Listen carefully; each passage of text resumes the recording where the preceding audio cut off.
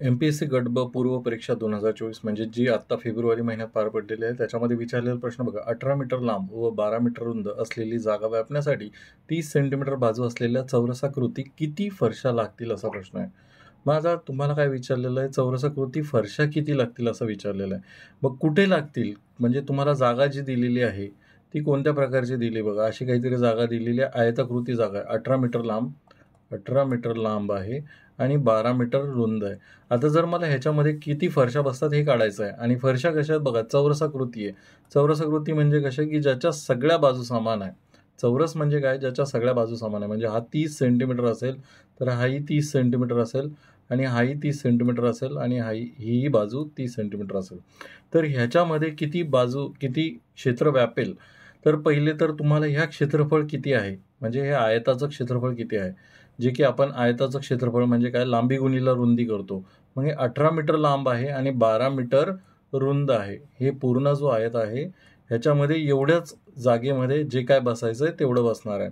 ठीक आहे, मी इथे सेपरेट लिहितो. 18 मीटर गुणीला 12 मीटर. ठीक आहे. त्याच्यानंतर आता समजा ह्याच्यामध्ये मला 30 सेंटीमीटरची एखादी फरशी बसवायची आहे. ठीक आहे. तर 30 सेंटीमीटरची फरशी बसवली तर मी एक फरशी एवढं कुठलं तरी क्षेत्र व्यापेल. ठीक आहे, एवढं क्षेत्र व्यापेल. तर मग अशा किती फरशा लागतील 30 सेंटीमीटरच्या, तर तेच तुम्हाला विचारलेलं आहे. 30 सेंटीमीटरच्या किती फरशा लागतील.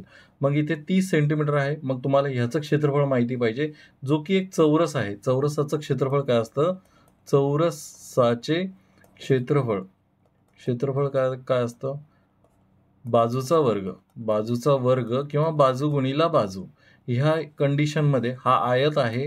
आयताचे क्षेत्रफळ काय येतं, आयताचे क्षेत्रफळ काय येतं, लांबी गुणीला रुंदी. ठीक आहे, जे आपण ऑलरेडी लिहिलं आहे, लांबी गुणीला रुंदी. इथे घेतलं 18 गुणीला 12, 18 गुणीला 12 या क्षेत्रफळात किती बसेल. तर एका चौरसाचं क्षेत्रफळ बाजूचा वर्ग किंवा बाजू गुणीला बाजू, लांबी गुणीला रुंदी जरी म्हटलं तरी चालेल, पण चौरसामध्ये दोन्ही बाजू समान असतात. मग 30 सेंटीमीटर गुणीला 30 सेंटीमीटरची एक फरशी आहे आणि अशा किती फरशा बसतील, तर मी लिहिलं की अशा n फरशा बसतील. आता मला माहिती नाही किती फरशा बसतील. बघा आता n जो आहे तो जशाला तसा ठेवला. इथे 18 मीटर जो आहे तो जशाला तसा ठेवला. गुणीला 12 मीटर लिहिलं मी आणि छेदामध्ये या दोघांचा गुणाकार होता. छेदामध्ये लिहिलं 30 सेंटीमीटर गुणीला 30 सेंटीमीटर. आता बघा, कधी पण कॅल्क्युलेशन करताना ना एकच युनिट पाहिजे. एकच युनिट म्हणजे एकच एकक पाहिजे. आता इथे आहे मीटरमध्ये, हे आहे मीटरमध्ये, हे सेंटीमीटरमध्ये आहे, हे सेंटीमीटरमध्ये आहे. मग सर्वप्रथम तुम्ही मीटर टू सेंटीमीटर हे कन्व्हर्जन करून घ्या. म्हणजेच काय, 1 मीटर म्हणजे किती सेंटीमीटर, तर 1 मीटर म्हणजे 100 सेंटीमीटर होता. 1 मीटर म्हणजे 100 सेंटीमीटर होता. तर मग 18 मीटरला मी काय करतो, 100 सेंटीमीटरमध्ये कन्वर्ट करतो. तर आता हे काय झालं, सेंटीमीटर. 12 मीटरला पण मी काय करतो, मीटरचं सेंटीमीटरमध्ये कन्वर्ट करतो. मग गुणीला 100 सेंटीमीटर येतील. मग हे जे 2 सेंटीमीटर, सॉरी इथे 30 सेंटीमीटर लिहायचं राहिलं होतं. हे जे 2 सेंटीमीटर आहे यांचा गुणाकार कॅन्सल होईल आणि हे 2 शून्य कुठेतरी कट करून टाका. इथे बघा, 3 त्रिक 9, 9 दुनी 18. आता किती राहिले बघा, 2 गुणीला 12, 2 गुणीला 12 म्हणजे 12 दुनी 24 आणि हे 2 शून्य 24 वरती. म्हणजे किती फरशा बसणार आहे त्याच्यामध्ये, तर एकूण 2400 फरशा बसणार आहे. तर ऑप्शन क्रमांक 3 हे तुमचं उत्तर असणार आहे.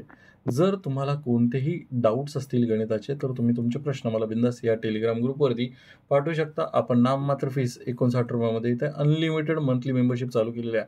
म्हणजे तुम्ही जे माझे मंथली मेंबरशिप असतात, फुल व्हिडिओज असतात, ते फक्त 59 रुपयामध्ये बघू शकता.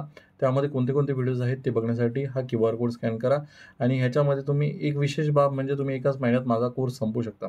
आपलं एक व्हॉट्सअप चॅनलसुद्धा आहे, त्याला कनेक्ट होण्यासाठी तुम्ही राईट साईडचा QR कोड स्कॅन करू शकता. धन्यवाद.